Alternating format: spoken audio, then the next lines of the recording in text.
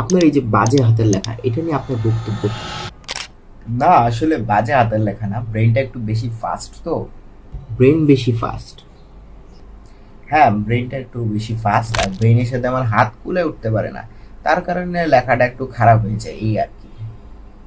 আচ্ছা, আপনার এই হাতের লেখা যদি আপনি চেঞ্জ করতে চান, এটার জন্য আপনি কি উদ্যোগ গ্রহণ করতেছেন চেঞ্জ করার জন্য?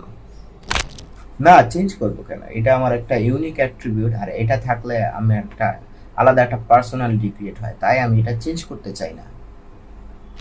যারা শিক্ষকেরা আপনার এই হাতের লেখা পড়ে পড়ে মার্কস দেন, তাদেরকে নিয়ে কিছু বলেন। যারা শিক্ষকেরা আমার হাতের লেখা পড়েন এবং পড়ে পড়ে মার্কসও দেন, তাদেরকে বলবো যে তাদের দেখার চোখটা সুন্দর। আপনার মতো যারা এরকম বাজে হাতের লেখার অধিকারী, তাদেরকে নিয়ে কিছু বলেন। আর চাইলে আপনি তাদেরকে কিছু টিপস দিতে পারেন। তোমাদের যাদের হাতের লেখা আমার মতো